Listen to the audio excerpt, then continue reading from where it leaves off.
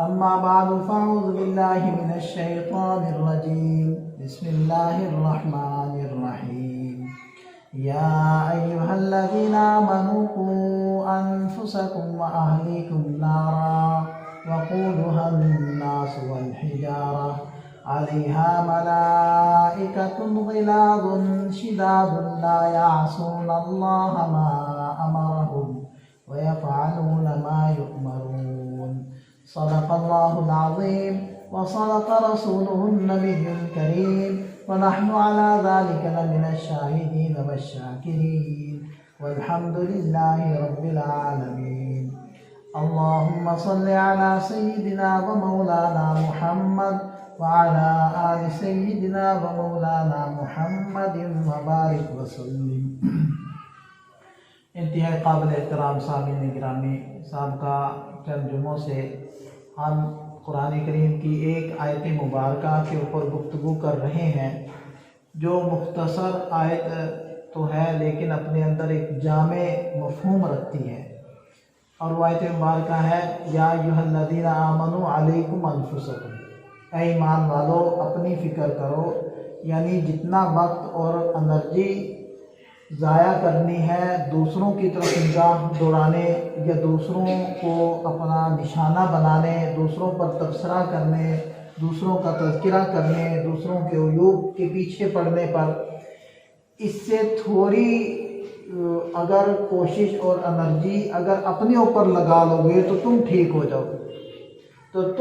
جاؤ گے، اور ہر بندہ یہ سوچنا شروع کر دے کہ میں ٹھیک ہو جاؤں اور میری اصلاح ہو جائے، میرے اندر جو کوتاہیاں کمیاں ہیں اور جو ایریاز میرے ایسے ہیں کہ جن کو امپرومنٹ کی ضرورت ہے، اگر ہر بندہ اپنے ان ایریاز کے اندر کام کرنا شروع کر دے گا تو قوم معاشرہ خود بخود ڈیولپ ہو جائے گا، خود بخود ترقی یافتہ ہو جائے گا اور اس کی اصلاح ہو جائے گی، کسی کو کسی کے پیچھے پڑنے کی ضرورت ہی نہیں پڑے گی۔ تو یہ اس آیت مبارکہ کا مفہوم تھا اور یہ ایک بیسک تھیم تھا جو ہمارے کئی جمعوں کے اندر کار فرما ہے اور اسی کے ارد گرد ہم بات کر رہے ہیں۔ تو اسی موضوع کو آگے بڑھاتے ہیں کہ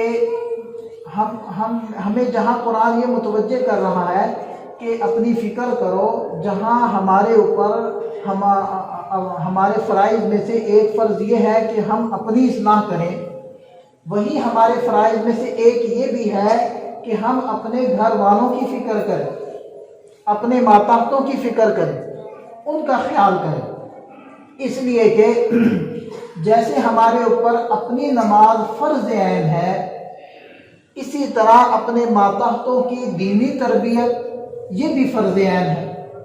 جیسے ہم سے ہماری نماز کی پوچھ ہے، اسی طرح ہم سے ہمارے ماتحتوں کی نماز کی بھی پوچھ ہے۔ اس لیے یہ گویا کہ اپنی اصلاح کے اندر شامل ہے کہ آدمی اپنے گھر والوں کی فکر کرے اور اہل خانہ اور اپنے ماتحتوں کی فکر کرے، یہ اپنی اصلاح میں داخل ہے۔ لیکن اگر ہم دیکھیں بنظر غائب، توجہ کریں اپنی طرف، تو ہمیں یہ نظر آئے گا کہ بہت سارے لوگ ہمیں ایسے ملیں گے کہ جو خود تو نماز روزے کے پابند ہیں، باشرہ ہیں، دیکھنے میں دیندار ہیں، صف اول کے نمازی ہیں، تکبیر اولیٰ کے پابند ہیں، قرآن کے ساتھ خصوصی شغف رکھتے ہیں، لیکن ان کی اولاد دوسری طرف جا رہی ہے اور ان کی توجہ بھی نہیں۔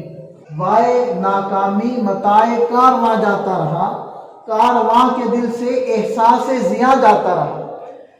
کاروان کا جو مال اور دولت لٹ گیا یہ اتنا بڑا مسئلہ نہیں تھا، مسئلہ یہ ہے کہ کارواں کو احساس ہی نہ رہا کہ ہمارا بہت کچھ لٹ گیا۔ تو مسئلہ صرف یہ نہیں ہے کہ دینداروں کی اولادیں بے دین ہیں، مسئلہ یہ ہے کہ ان دینداروں کے اندر فکر بھی نہیں ہے کہ ہماری اولاد کہاں جا رہی ہے، اور وہ مطمئن ہے کہ چلو جی نئے پود ہیں، نئے بچے ہیں، وہ بھی سمجھ جائیں گے اور ہم نے ان کو اچھی تعلیم تو دلوا ہی دی ہے اور ہم نے ان کو اچھے اداروں کے اندر بھرتی تو کروا دیا ہے، چلو نماز بھی پڑھ لیں گے۔ جیسے ایک صاحب ایک مفتی صاحب واقعہ سنا رہے تھے کہ میرے پاس ایک صاحب آئے اپنے بچے کو لے کر، کہنے لگے الحمدللہ اس نے اعلیٰ تعلیم حاصل کر کے، بڑی اعلیٰ ڈگریاں حاصل کر کے فلاں فلاں محکمے کے اندر یہ بھرتی ہو گیا، اچھی تنخواہ دے رہا ہے، بس تھوڑا سا بے دین بھی ہو گیا۔ تو مفتی صاحب فرمانے لگے کہ میں نے اس کو کہا کہ آپ نے تو تھوڑا سا بے دین ہو گیا، اس کو یوں معمولی بیان کر دیا ہے کہ اس کی مثال تو ایسی ہے کہ ایک حکیم کے پاس مریض کو لے کر گئے اور اس نے دست آور اس مریض کو دوا دی، اب دست لگ رہے ہیں اور اہل خانہ پریشان ہے، اور وہ حکیم صاحب تسلیاں دے رہے ہیں کہ پریشان نہیں ہونا، اندر کی گندگی ہے وہ صاف ہو رہی ہے۔ تو کچھ وقت کے بعد وہ مریض بیچارہ اللہ کو پیارا ہو گیا۔ تو اب وہ حکیم صاحب کیا کہہ رہے ہیں، وہ ڈاکٹر صاحب کہہ رہے ہیں کہ ماشاءاللہ اور تو سب ٹھیک ہے، اب پیٹ بھی ٹھیک ہے، اب سسٹم بھی سارا ٹھیک ہو گیا ہے، بس تھوڑی سی روح نکل گئی۔ تو جیسے وہ اس کو معمولی سمجھ رہا ہے، حالانکہ جب روح ہی نکل گئی تو اس کے پلے رہ کیا گیا۔ وہی بات یہ کر رہا تھا کہ بقیہ تو سب کچھ ٹھیک ہے، بس تھوڑا سا بے دین ہو گیا، یعنی کہ اس کی کوئی حیثیت ہی نہیں ہے اس کے نزدیک، اور اس کی نظر میں سب سے بڑھیا چیز تھی وہ دنیا تھی، وہ دنیاوی ڈگریاں تھی، وہ عصری تعلیم تھی، اعلیٰ تعلیم تھی، اور وہ دنیا کی نوکریاں اور چار پیسے تھے، اور وہ کہہ رہا ہے کہ جی وہ تو سب کچھ بہترین ہے، الحمدللہ اچھی کمائی بھی ہے، تو تھوڑا سا بے دین ہو گیا۔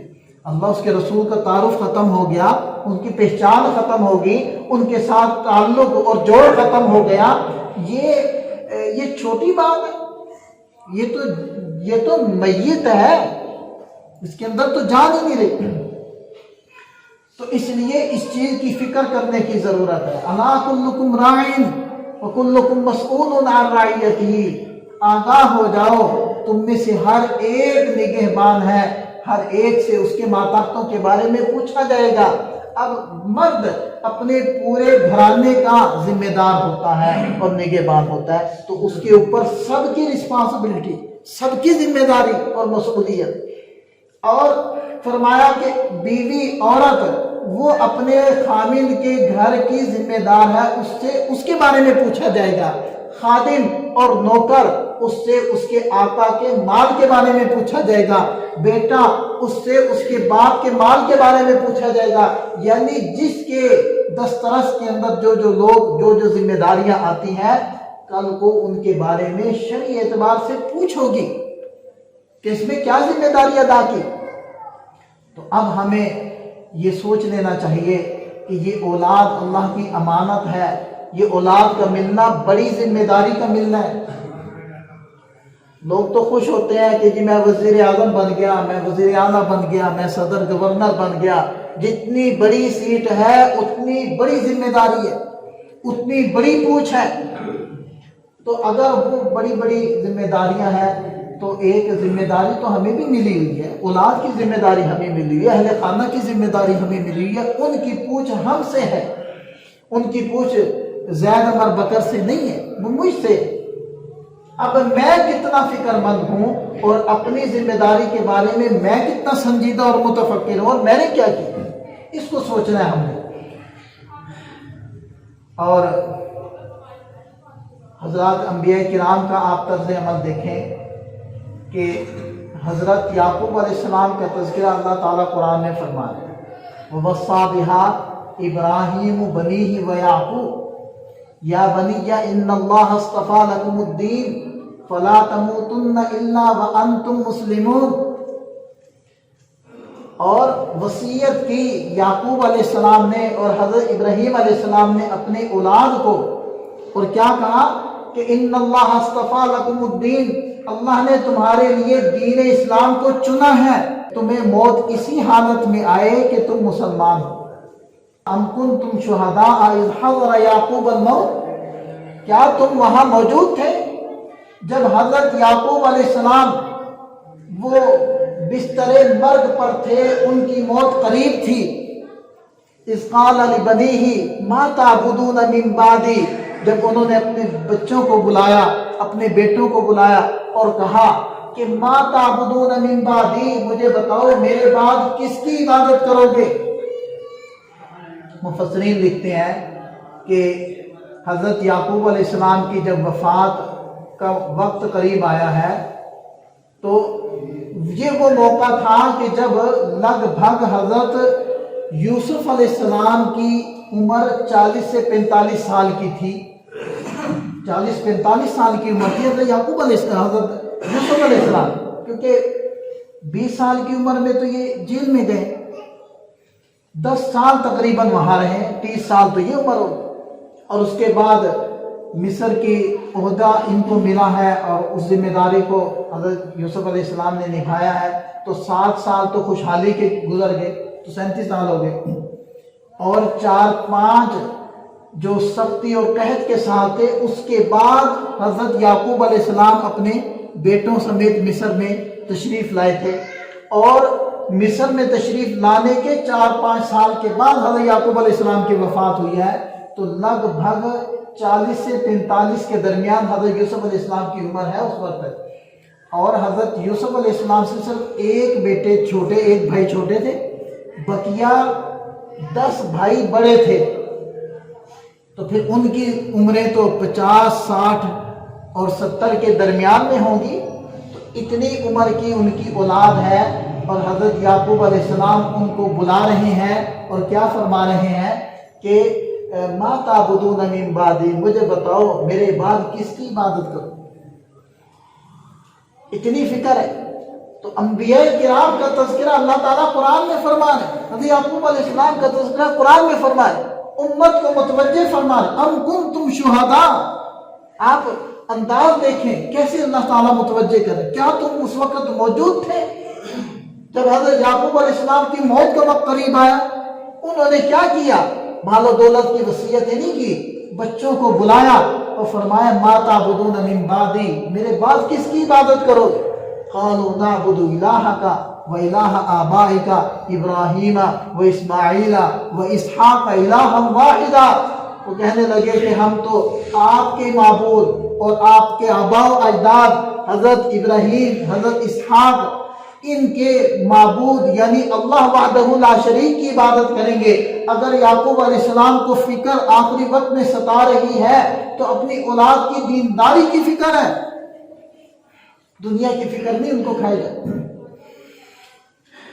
تو آج ہمیں بھی اللہ تعالیٰ نے یہ نعمت عطا فرمائی ہے، ہمارا اس نعمت کے ساتھ کیا معاملہ ہے؟ نبی پاک صلی اللہ علیہ وسلم نے بڑی فکر فرمائی بچوں کی تربیت کی. اب دیکھیں کہ وہ مشہور واقعہ ہے حضرت فاطمہ الزہرا رضی اللہ عنہا کا کہ جب وہ آئی ہیں، مال غنیمت کہیں سے آیا تھا، تو انہوں نے کہا کہ یا رسول اللہ ہمارے حالات ٹائٹ ہیں، ہمیں کچھ عنایت فرما دیں، ہمیں پتہ چلا ہے کہ آپ کے پاس کچھ بکریاں آئی ہیں. تو نبی پاک صلی اللہ علیہ وسلم نے کیا ارشاد فرمایا؟ فاطمہ اگر چاہو تو 5 بکریاں لے لو، چاہو تو 5 کلمات سکھا دیتا ہوں، یا اول الاولین، یا آخر الاخرین، یا ذا القوۃ المتین، یا راحم المساکین، یا ارحم الراحمین. فاطمہ چاہو تو یہ لے لو، چاہے تو اس کے بدلے میں بکریاں لے لو. تو کیا فرمایا حضرت فاطمہ الزہرا رضی اللہ عنہا؟ یا رسول اللہ ہمیں یہ کلمات سکھا دی. تربیت.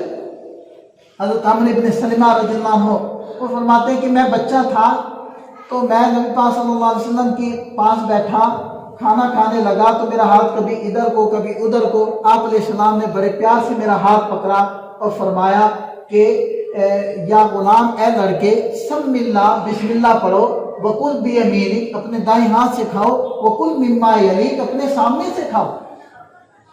بچوں کی تربیت، اولاد کی تربیت. اور حضرت عبداللہ ابن عامر رضی اللہ عنہ وہ بچے تھے، کہتے ہیں کہ ہمارے گھر نبی پاک صلی اللہ علیہ وسلم تشریف لائے تو میری والدہ نے شاید اپنا فرما رہے تھے کہ مجھے بلایا، کہ جیسے بچوں کو بلاتے ہیں کچھ لالچ دے کر کہ میرے پاس چیز ہے، ادھر آؤ. تو نبی پاک صلی اللہ علیہ وسلم نے فرمایا کہ تمہارے پاس دینے کے لیے کیا؟ انہوں نے کہا کہ میرے پاس کھجور ہے، میں اس کو کھجور دینا چاہتی تھی.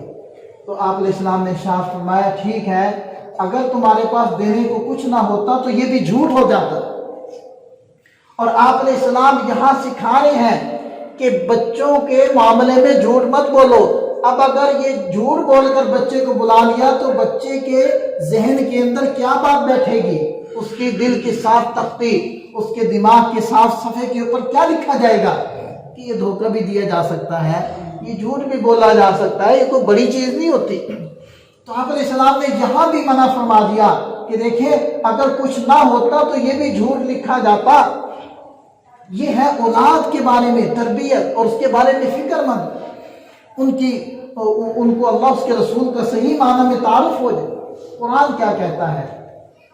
قرآن کہتا ہے یا ایھا الذین آمنوا قوا انفسکم واہلیکم نارا، اے ایمان والو اپنے آپ کو اور اپنے اہل خانہ کو آگ سے بچاؤ۔ تو قرآن کیا کہتا ہے کہ اے ایمان والو اپنے آپ کو اور اپنے اہل خانہ کو آگ سے بچاؤ۔ یہ فکر پیدا کر رہا ہے کہ صرف تمہارا بچ جانا کافی نہیں ہے۔ دوسرے الفاظ میں آپ یوں کہہ لیں کہ صرف ہمارا تہجد پڑھ لینا کافی نہیں ہے، ہمارا نماز پڑھ لینا کافی نہیں ہے۔ اگر ہم پڑھ رہے ہیں الحمدللہ، یہ بڑی رب کی نعمت ہے، بڑا اس کا فضل ہے اور کرم ہے ہمارے اوپر کہ اس نے توفیق دے رکھی ہے، لیکن ہماری نجات کے لیے اتنا کافی نہیں ہے۔ ہمیں اس سے آگے بڑھ کر بھی حکم دیا گیا ہے کہ اپنے اہل خانہ کی، اپنی اولاد کی، اس کی بھی فکر کرو۔ بعض لوگ کہہ دیتے ہیں دیکھو جی ہماری اولاد اب تو ہماری سنتی نہیں ہے، بگڑ گئے ہیں۔ حضرت نوح علیہ السلام کا بیٹا بھی تو تھا، وہ بھی تو ایمان نہیں لایا تھا، تو کیا حضرت نوح علیہ السلام کی اس کے اوپر پکڑ ہوگی؟ تو اگر ہماری بھی اولاد بگڑ گئی ہے، ہماری بات مانتی نہیں ہے، تو کیا ہماری پکڑ ہوگی؟ تو حضرت نوح علیہ السلام نے تو اپنے بچے کو 950 سال سمجھایا تھا۔ اگر ہم بھی سمجھا چکے ہیں تو پھر ٹھیک ہے، پھر پکڑ نہیں ہوگی۔ اگر ہم بھی اتنی فکر کر چکے ہیں جتنی فکر نبی نے کی تھی، حضرت نوح علیہ السلام نے جو اپنے بچے کو سمجھایا تھا، قرآن نے تو اس کا بھی تذکرہ کیا ہے۔ اگر ہم نے ایک نبی کی فکر اور ایک نبی کی طرف کے ساتھ اپنے بچوں کو سمجھا لیا ہے، اپنے ماتحتوں کی فکر کر لی ہے، پھر بھی وہ باز نہیں آتے، پھر تو انشاءاللہ ہماری پکڑ نہیں ہوگی۔ اگر ہم نے ایسی فکر نہیں کی تو پھر ہماری پکڑ ہوگی۔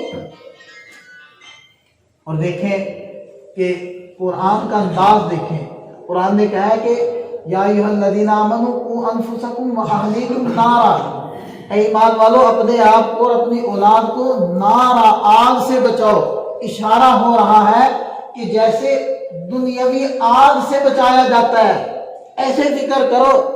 اب اگر کوئی بچہ ہے ناسمجھ ہے، چاہے وہ عمر کے چھوٹے ہونے کی وجہ سے ناسمجھ ہے، چاہے عمر تو اس کی زیادہ ہے ویسے ہی بیچارہ ناسمجھ ہے، اور وہ جلتی ہوئی آگ کی طرف جا رہا ہے، تو کیا آپ 1-2 بار اس کو سمجھانے یا بتا کر کفایت کر لیں گے اور چپ کر کے بیٹھ جائیں گے میں نے اس کو سمجھا دیا، اب وہ نہیں مان رہا تو میں کیا کروں؟ اس کو گرنے دیں گے؟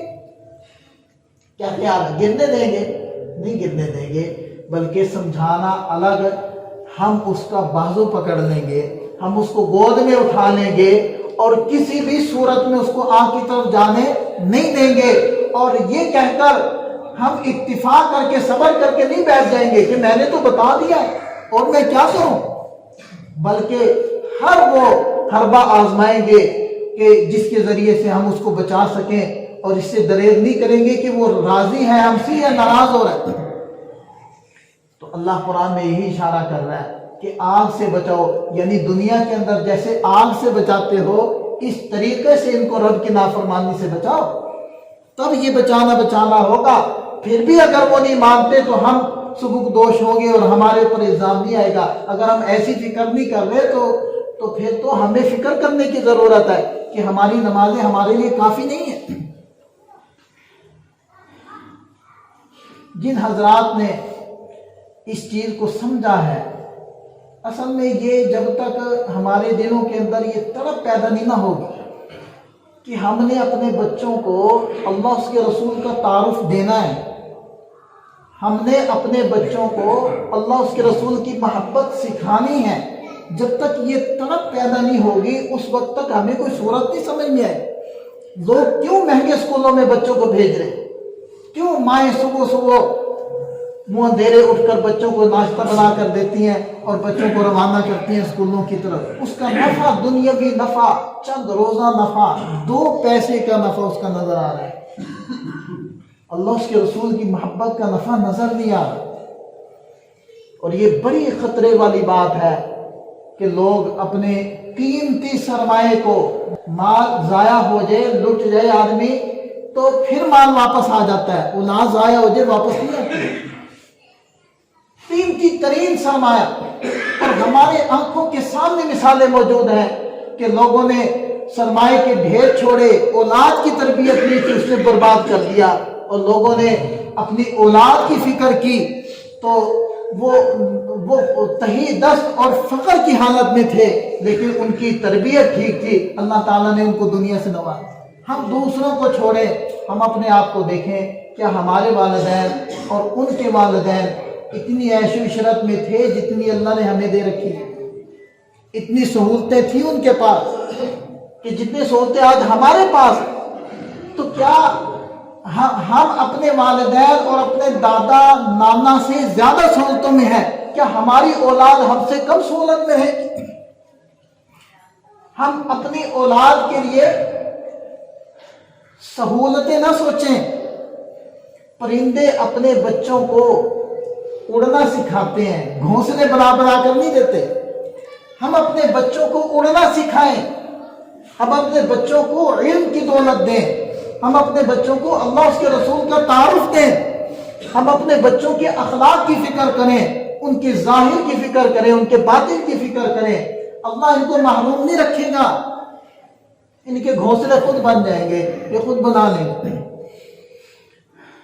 حضرت عمر بن عبدالعزیز رحمۃ اللہ علیہ، جن کو خلیفہ پنجم کہا جاتا ہے، اموی سلسلے کے اور اموی خلفاء میں سے یہ 8ویں خلیفہ، سلیمان بن عبد الملک کے بعد یہ تخت پر جلوہ افروز ہوئے ہیں۔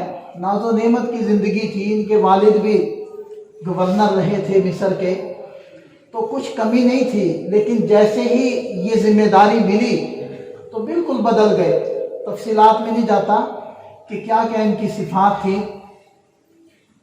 حضرت عمر بن خطاب رضی اللہ عنہ، فاروقی خون تھا ان کی رگوں کے اندر، بہرحال بالکل بدل گئے اور سب کچھ بیت المال کے اندر جمع کروایا۔ جب ان کا آخری وقت تھا تو مسلمہ کہتے ہیں کہ میں نے پوچھا کہ اے امیر المومنین، آپ نے اپنی اولاد کے منہ کو دولت سے خشک رکھا، اب اپنے خاندان میں سے کسی کو وصیت ہی کر جائیں کہ آپ کی اولاد کی فکر کریں۔ تو بیمار تھے، لیٹے ہوئے تھے، آخری وقت تھا، فرمانے لگے مجھے بٹھاؤ، تو ان کو ٹیک لگا کر بٹھایا گیا۔ تو فرمانے لگے تم کیا کہتے ہو کہ میں نے اپنی اولاد کے منہ کو مال و دولت سے خشک رکھا؟ سن لو، میں نے اپنی اولاد کا حق ضائع نہیں کیا، اپنی اولاد کا حق ضائع نہیں کیا، لیکن کسی کا حق مار کے ان کو بھی نہیں کھلایا۔ اور تم یہ کہتے ہو کہ میں اپنے خاندان میں سے کسی کو وصیت کروں اپنے بچوں کے بارے میں، تو میں اپنے اللہ کو وصیت کرتا ہوں، اس کو میں وصی بناتا ہوں، میں اپنے اللہ کو ان کا وکیل بناتا ہوں اور ان کا ولی بناتا ہوں، وہ ان کا ولی اور کارساز ہے۔ اور جو رب کا فرما بردار ہوتا ہے، اگر میرے بچے بھی اس کے فرما بردار رہے تو میرا اللہ ان کو ضائع نہیں کرے گا، ان کے لیے راستہ نکالے گا۔ اور اگر یہ اس کے نافرمان ہو گئے تو میں اللہ کے نافرمانوں کو کبھی نہیں کرنا چاہتا۔ اور پھر اپنے بچوں کو بلایا اور پورنم آنکھوں کے ساتھ اپنے بچوں کو کہا کہ میرے بچوں، میں تمہیں دین کی اچھی حالت پر چھوڑ کر جا رہا ہوں، دین کی اچھی حالت پر چھوڑ کر جا رہا ہوں، اگر تم اللہ کے فرما بردار رہے اللہ تمہیں ضائع نہیں کرے گا۔ اور میرے بچوں، تمہارے باپ کے پاس 2 راستے تھے، یا تو تمہارے لیے خزانوں کا ڈھیر جمع کروں اور اپنے لیے جہنم خرید لوں، یا پھر تمہیں دنیا سے بچاؤں اور مال اور خزانے تمہارے لیے اکٹھے نہ کروں، لیکن اپنے لیے جنت کا بندوبست کر لوں۔ میرے بچوں، میں نے اپنے لیے دوسرے اختیار کو اپنے لیے اختیار کیا ہے، اور دوسری صورت کو اپنے لیے اپنایا ہے، میں نے تمہارے لیے خزانے نہیں چھوڑے۔ تاریخ بتاتی ہے کہ جن لوگوں نے اپنی اولاد کے لیے بیت المال سے اور مسلمانوں کے مالوں کو غصب کر کے غریبوں سے مال چھین کر اپنی اولادوں کے لیے ڈھیر چھوڑے تھے، ان کے بچے ذلیل اور رسوا ہوئے، اور حضرت عمر بن عبدالعزیز رحمۃ اللہ علیہ کے بچے ایک مجلس میں پورے لشکر کے لیے 100 گھوڑے، ہزار گھوڑے وہ صدقہ کیا کرتے۔ تو ہم کن چیزوں کے پیچھے پڑے؟ اولاد کے لیے گھر بنا دیں، ان کے لیے زمینیں اکٹھی کر دیں، ان کو دنیا سکھا دیں، پیسہ کمانا سکھا دیں، اچھی یونیورسٹی میں بھیج دیں، اعلیٰ تعلیم کے لیے باہر بھیج دیں، کمائی کے لیے یہ کر دیں وہ کر دیں۔ اللہ کا تعارف ہے ان میں؟ رسول کا تعارف ہے ان میں؟ رسول کی محبت ہے ان میں؟ کیا 5 وقت کے پکے نمازی ہیں؟ کیا ان کا ظاہر مسلمانوں والا ہے کہ ان کا باطن اسلام والا ہے؟ اس کی کون فکر کرے؟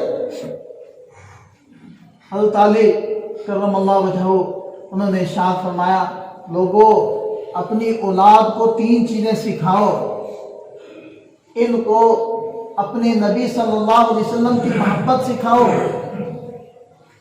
ان کو اہل بیت نبی پاک صلی اللہ علیہ وسلم کے رشتہ دار ان کے اصحاب کی محبت سکھاؤ، ان کو قرآن پڑھنا سکھاؤ، ان کو قرآن کی محبت سکھاؤ۔ اور پھر فرمایا قرآن کے یاد کرنے والے انبیاء کرام کے ساتھ کل قیامت کے دن رب کے عرش کے اس سائے کے نیچے ہوں گے جس سائے کے علاوہ اور کوئی سایہ نہیں ہوگا۔ تو ہم اس کو پلے باندھ لیں، ہم اپنے بچوں کو نبی پاک صلی اللہ علیہ وسلم کا تعارف کروائیں، نبی کی محبت سکھائیں، ان کو اہل بیت کی محبت سکھائیں، حضرات صحابہ کرام کی محبت سکھائیں، ہم ان بچوں کو قرآن سکھائیں، قرآن سے جوڑیں، اللہ سے جوڑیں، پھر یہ ضائع نہیں ہوں گے، پھر یہ جہاں بھی چلے جائیں گے یہ باقی رہیں گے، یہ ضائع نہیں ہوں گے۔ اگر دنیا پڑھا دی، دنیا سکھا دی، دنیا ان کے لیے اکٹھی کر دی، اللہ اس کے رسول کا تعارف نہیں کروایا میرے دوستو، تو پھر فتنے آ رہے ہیں الہاد کے، ایسے اندھیری رات کی طرح، جیسے تسبیح کا دھاگا ٹوٹ کے دانے گرے، ایسے فتنے آ رہے ہیں۔ اپنے بچوں کی ایمان کی فکر کریں، دنیا کو چھوڑیں، دنیا ان کو مل جانی۔ بہرحال یہ ایک سلگتا ہوا موضوع ہے جس کے اوپر بہت کچھ کہا جا سکتا ہے، آج کی اس مجلس میں تو اسی پر اکتفا کرتے ہیں۔ تو ہم نے الحمدللہ حال ہی میں کچھ اقدامات کیے ہیں تو وہ آپ حضرات کے گوش گزار کرتے ہیں۔ ایک تو یہ کیا ہے کہ بدھ والے دن ہر بدھ کو ہم نے محلے کی جو عورتیں ہیں ان کو یہاں قرآن حال ہمارے پاس ایک بڑا کمرہ موجود ہے، اس میں جمع کرنا شروع کیا ہے، جس کے اندر ہفتہ واری مسورات کا بیان الحمدللہ اس کا اجرا ہو گیا، 4 نشستیں ہو چکی۔ ایک تو یہ اقدام کیا، اس کے ساتھ ہی بچیاں تو پڑھتی ہیں، اس کے ساتھ جو عورتیں ہیں ان کی بھی کلاس بن گئی، انہوں نے بھی باقاعدہ روزانہ آ کر پڑھنا شروع کر دی۔ یہ ایک اچھا اقدام ہے۔ اس کے ساتھ ساتھ الحمدللہ یہاں تقریباً 17 سال سے فجر میں درس قرآن کریم ہوتا ہے، بہت ساروں کو تو پتہ بھی نہیں ہوگا کہ 17 سال سے یہاں درس قرآن ہوتا ہے، اور اللہ کا شکر ہے، اس کا فضل ہے، اس کی مہربانی ہے کہ قرآن کا درس دیتے دیتے ہمارے بھی بال سفید ہو گئے، کالے بالوں سے شروع کیا تھا، سفید ہونا شروع ہو گئے ہیں قرآن کا درس دیتے ہوئے۔ اور دوسرا درس قرآن وہ الحمدللہ سورہ حشر چل رہی ہے۔ تو ہم نے یہ کیا کہ پھر عورتوں تک بات کیسے پہنچائیں، گھروں تک بات کیسے پہنچائیں، تو اس کو ریکارڈ کر کے عورتوں کو مہیا کرنا شروع کر دی۔ اس کے ساتھ اب ہم نے ایک اور اقدام یہ کیا ہے کہ چھوٹے بچے جو قرآن پڑھنے کے لیے مساجد میں آتے ہیں اور بہت سارے نہیں آتے، اور یہ بچے اسکولوں کے اندر جاتے ہیں، پھر آگے ان کے مرحلے ہیں، تو مدارس کے اندر جانا سب بچوں کے لیے ممکن نہیں ہے، اکثر طبقہ وہ اسکولوں میں چلا جاتا ہے۔ تو ہم یہ سوچتے ہیں کہ دیکھیں اگر اس عمر میں ان بچوں کے اندر دینی بنیاد ڈال دی جائے تو یہ انشاءاللہ پھر جہاں بھی جائیں گے یہ تکڑے رہیں گے، مضبوط رہیں گے، اپنی بنیاد کے اوپر کھڑے رہیں گے۔ تو تو اس کے لیے ایک باقاعدہ نصاب ہے، تربیتی نصاب کے نام سے 5 سالہ نصاب، اس میں بچوں کا ناظرہ بھی ہے اور بچوں کی ابتدائی اور اساسی اور بنیادی تربیت بھی، اللہ اس کے رسول کا تعارف اور ان کی محبت بھی ہے۔